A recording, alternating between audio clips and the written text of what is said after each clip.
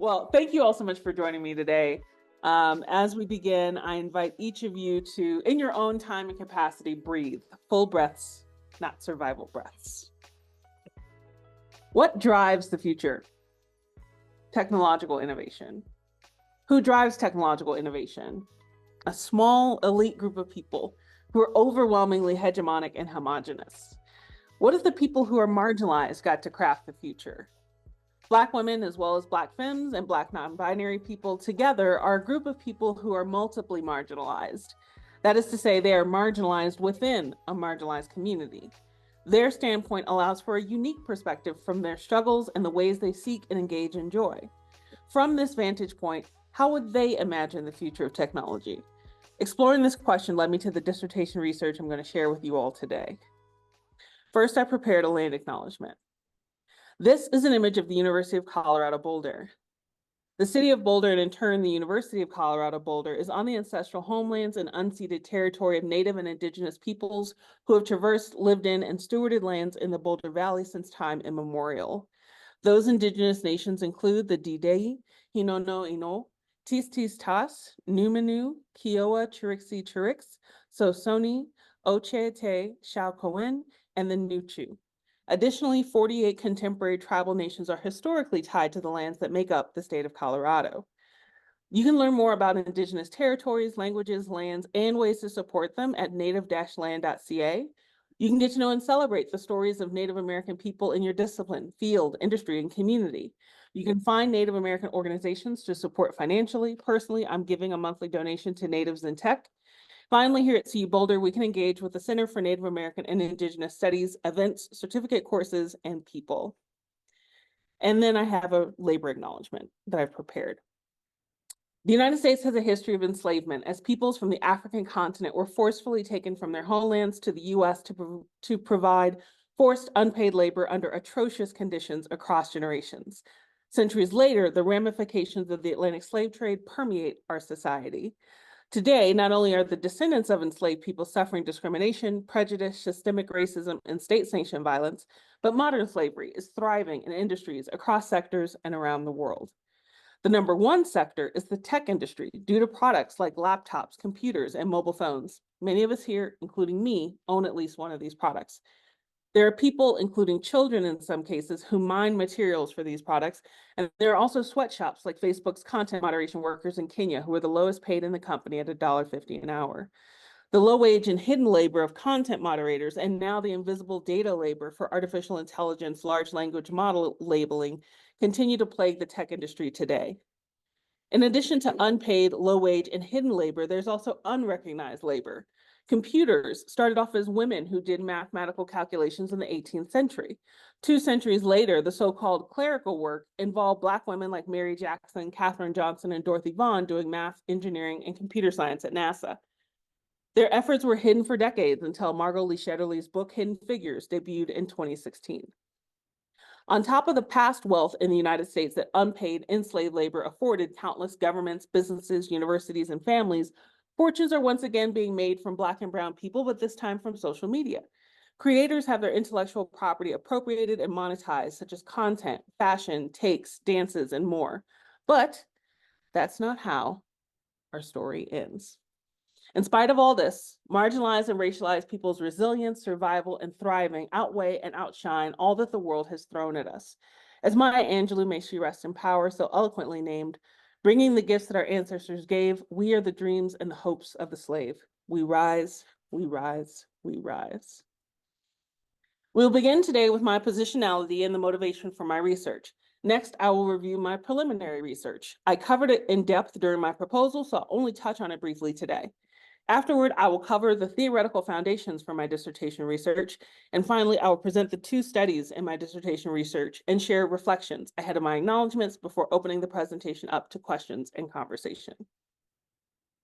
As we begin, I want to share my positionality as a researcher, which informs my epistemology and the knowledge that my research produces. To discuss my positionality, recognize the standpoint theory, a feminist epistemology that views knowledge as socially situated. I identify as a Black woman with a medium complexion, and I recognize my privilege as a cisgender person who does not live with a disability. I'm middle class due to my socioeconomic status, and I've been educated as a first-generation college student through 3 higher education degrees, not including my pending doctoral degree from 3 predominantly white institutions. I will also be the first Black person to receive a doctoral degree in my department, Information Science, here at the University of Colorado Boulder. The first Black woman to receive a degree from this institution was Lucille Berkeley Buchanan in 1918. When she graduated, she was not allowed to walk and receive her degree in German. CU Boulder now has a building named in her honor. My scholarship is part of a continuum of academic inquiry from an entire community of pioneers. When I walk in May, I'll be doing so for her and all the Black students who will come after me in my department. And all of those things and more inform my approach to research. Now I want to move into the motivation of my research, focusing on Black women, femmes, and non-binary people in technology. In a 2021 fireside chat at Spelman College, Dr. Sophia Emoja Noble said something that resonated with me deeply and it impacted the trajectory of my research. She remarked, "If you want to have the most just society, you should be asking a Black woman how the society should be organized. If we were given the time, the money, the resources, and the runway that everybody else has been given, we would imagine the world differently. We've often not been asked how society should be organized, and that's the problem. My research aims to rectify this by giving Black women, femmes, and non-binary people the opportunity to imagine the future of society through technology as inspiration for other marginalized people to do the same, and for people in power to take heed." Moving forward, I conducted preliminary research by looking to a space where Black people were already using technology, Black Twitter. I collaborated on this project that compares Black Twitter to the Negro Motors Green Book with Sarah Kingsley, Kayla McCall, Joy Weinberg, and my advisor, Dr. Casey Fiesler. The Green Book created a network community from a physical artifact that helped Black people navigate racism physically. Black Twitter is an ever-changing online community existing within the platform formerly known as Twitter, comprised predominantly of and expressly for Black people. Our research team conducted interviews and did content analysis on tweets in several editions of the Green Book. We found that Black Twitter was an incredibly important space to our participants because of the community building and information sharing or seeking, but there were trade-offs involved. Some affordances of the platform were frustrating or even actively harmful, like outsiders, appropriation, and racism. And the way these issues emerged pointed to an important implication. It was very clear that this community was appropriating a technology that was not built for them. This made me wonder, what would Black Twitter look like if it wasn't just built for Black people, but by Black people? Enter The Stoop, my next study. The Stoop is an imaginary future social media platform. It was created by former Facebook product manager Rashida Walker and launched in 2025 on the 160th anniversary of Juneteenth. A majority of the development and design team for The Stoop identify as Black or African American people. I, along with Dr. Fiesler, created a fictitious research paper studying this future social media platform, and the resulting imaginary study is a window into a digital world built for and by Black people that is anchored in joy and abundance instead of deficit and struggle. In The Stoop, I engaged in speculation about things that might go right or wrong with the future online community. Continuing to think about the power of speculation, I next looked to an existing exercise intended as a way for technologists to do this kind of speculation in the next study. The next research project is inspired by an ethical speculation exercise created by my advisor, Dr. Fiesler, in 2018 called the Black Mirror Writers' Room. Premiering in 2011, Black Mirror is a science fiction anthology series inspired by the Twilight Zone. Each episode is a peek into a near future or alternative present with novel technologies and their impact on society.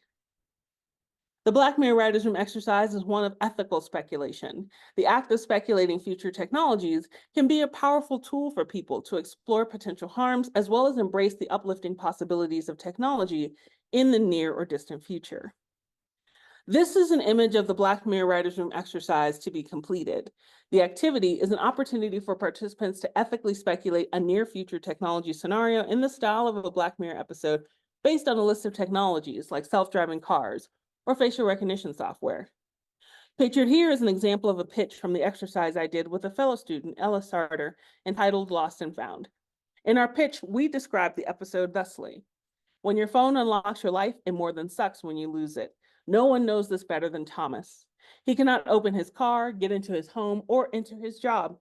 Stranded in his own city and isolated from his own life, Thomas turns to the digital outcasts of society in order to find his way back to it.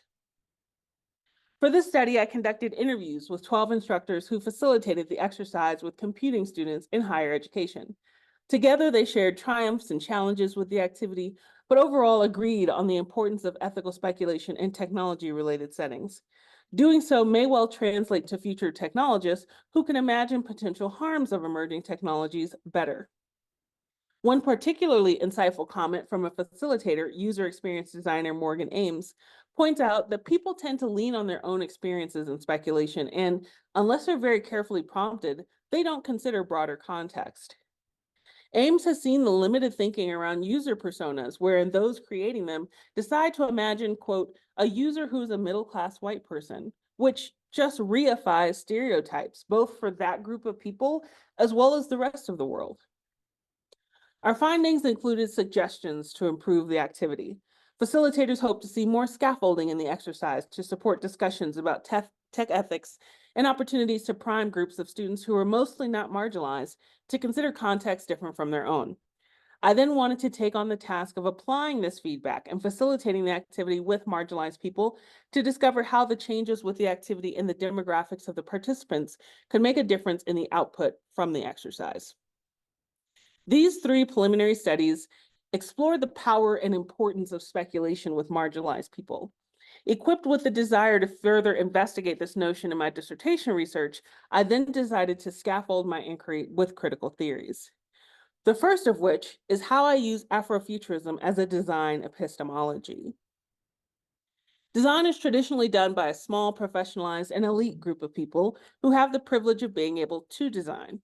This approach to design often leaves marginalized people out of the process, even though they're often the ones disproportionately and most negatively impacted by the products and services being designed.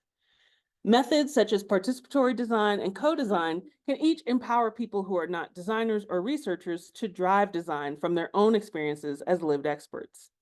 This requires designers and researchers to intentionally challenge power dynamics and utilize techniques that consider the context of the communities they're engaging. Speculative design is an excellent complement to these approaches. Dilhan et al. Describes speculative design as provoking discussions around what the future might look like, raising questions about the consequences of technology, and helping to reimagine how technology might be used. When it comes to speculating specifically with Black people, an excellent framework is Afrofuturism. My research uses Afrofuturism as a design epistemology to be the vehicle by which we travel to craft knowledge. In a 2018 Interactions article written by Associate Professor of Engineering Management Woodrow Winchester III, he quotes visual artist Sanford Biggards, who states that Afrofuturism is a way of recontextualizing and assessing history and imagining the future of the peoples of the African diaspora via science, science fiction, technology, sound, architecture, the visual and culinary arts, and other more nimble and interpretive modes of research and understanding. So this means that Afrofuturism provides a critical lens through which to see the cultural and intellectual offerings of the African diaspora from an asset and not a deficit perspective, and making meaning and creating knowledge from that vantage point. It is a tool for bringing the past, present, and future experiences of Black people into design spaces and ultimately into technological futures. I and the millions of other marginalized people in the world who are disproportionately negatively impacted by technology do not have the same kind of agency as the elite few leading products and services that influence the lives of billions of people around the world. Ruha Benjamin points out that Silicon Valley positions technology as humanity's savior, and Hollywood tends to present technology as our destroyer. But either way, our agency as humans is removed from the equation of this dichotomy. My research aspires to give marginalized communities the opportunity to embrace their agency when it comes to what technology may look like in the future. In order to support this research, I employ several other critical theories alongside Afrofuturism. Pictured here is Dr. Patricia Bath, an ophthalmologist, who was the first Black female doctor to receive a medical patent. She's pictured here with a refractor. If you have glasses, then you've likely seen this device. It is generally used by eye care professionals during an eye exam and uses different lenses to measure errors in sight and determine the right prescription for eyeglasses. Similar to the refractor, the critical theories in my research act as a collection of lenses or perspectives by which errors and deviations in society are measured and prescriptions are crafted with the intention to address the issues. These lenses for me are intersectionality, critical race theory, and Black feminist thought.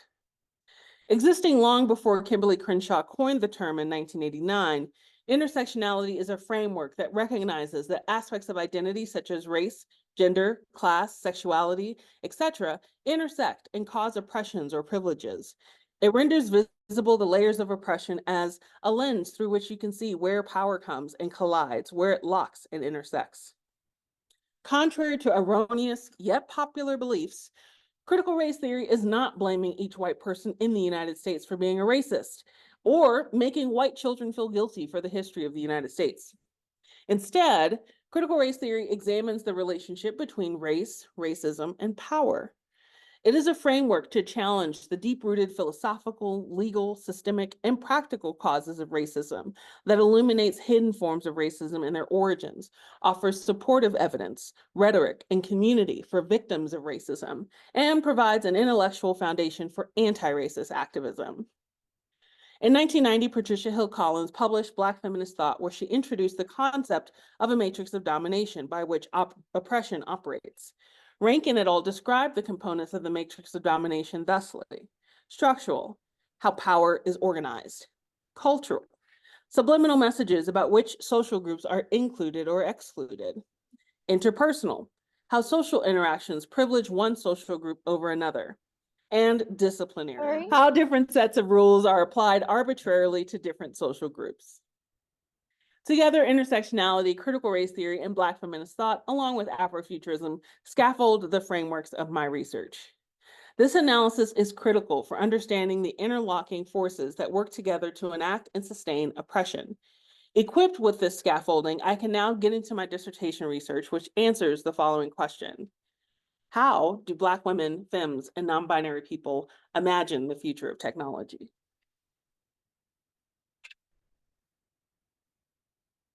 Cliffhanger right now. To explore this question, I conducted 2 studies for my dissertation research. For the first study, here's a map of the trajectory of my research and how I went from Black Twitter Green Book study that helped me arrive at the question, what would Black Twitter look like if Black people designed it, to the fictional research paper about The Stoop, where I used design fiction to speculate about a future online community built by and for Black people. Those 2 things resulted in the first dissertation study, in which participants engaged in speculative design to create futuristic technologies for themselves and their communities. The second dissertation study started with the Black Mirror Writers' Room exercise experience report I wrote after interviewing facilitators of the activity who expressed needing more scaffolding. That informed the dissertation study, wherein a group of marginalized people engaged in the exercise and tweaks were made to the activity to support more social justice-oriented ethical speculation. Between the 2 studies, I invited different groups of Black women, femmes, and non-binary people to either speculate future technology designs or to ethically speculate future technological realities. The study designs of both studies is similar. Allow me to demonstrate. All participants were given a pre-designed activity and a post-workshop questionnaire. Each study had 3 speculative co-design workshops that were held virtually and yielded specific artifacts. After the workshops, the data collected were analyzed using thematic analysis by openly coding the textual responses and transcripts before discussing and collapsing codes into themes. The artifacts were analyzed deductively against the Afrofuturist design framework undergirding the Building Utopia Toolkit, a speculative design research probe. Thirdly, I used a bottom-up inductive approach to analyzing the artifacts of each workshop based on participant responses. Ethical considerations included giving participants the option to use pseudonyms or their real names, and allowing participants to self-identify their race, ethnicity, and gender. My research assistant for both studies, Joanna Mendy, and the UI UX designer, Michaela Buford, who worked with us for the first study, both identify as Black women. I was intentional in having a team whose identities resonated with those of participants. Methodological limitations encompass small sample sizes for each study, possible social desirability response biases during one of the workshops, and the need to use a myriad of data to triangulate my findings. Now, I go into each of these components more in depth in my dissertation document, but let's move forward. I recruited 29 participants from social media who were 18 or older, identified as African or of African descent, and identified as either a woman, a femme, or a non-binary person. There were 2 femmes, 3 non-binary people, and 24 women aged 21 to 64, with nearly 2/3 of participants being below the age of 35. The first study contained 15 Black women, femmes, and non-binary people across 3 workshops that resulted in 3 different speculative design artifacts. Here are the names of the participants. Those with an asterisk next to their name chose to use a pseudonym. Adonis, Emma, Peace Guam, Karima Murphy, T, Layla, Kay Coghill. We have Cassandra, Robin, Agazid Hale, Amy Haynes, Quinn Allen, Michelle Lockett, Daisy Aponte, and Mays Mutz. The second study contained 14 Black women, femmes, and non-binary people. They responded to one of the artifacts created in the first study, and they also engaged in the Black Mirror Regime exercise specifically for the second study. Again, here are their names with asterisks indicating a chosen participant name and their demographics. There's Peculiar C. Ume, Sophia Bazil, Faith, Janae, Shantae, Luday, Quenisha, Entity, Candace West, Kelly, Jasmine Wilson, Adana, Alana Crossley, and Tamara. Once participants were selected, the first touch point to the studies were featuring kits. These featuring kits included lavender tea for those who did not have scent sensitivities, a small number of stickers inspired by the Black feminine, a handwritten note, a sheet with the prompts for the pre-design activity, and a physical Building Utopia Future guidebook that includes some of the prompts for the pre-design activity. This intentional gesture signaled to participants that they were more than just numbers in my research, but valued people whose engagement was appreciated. The first study I conducted invited participants to engage their lived experiences into speculatively designing future technologies. In the study, I explored the following research questions. What would Black women, femmes, and non-binary people design as speculative future technologies? How do they incorporate Afrofuturism into their designs? How do they imagine the benefits and harms of speculative technology designs? And in what ways do their lived experiences inform their design of future technology artifacts? For the sake of time, I'll focus on the findings from these 2 questions. What would Black women, femmes, and non-binary people design as speculative future technologies? And in what ways do their lived experiences inform their design of future technology artifacts? The research team for this study included myself, my research assistant, Joanna Mendy, and a UI UX designer named Michaela Buford.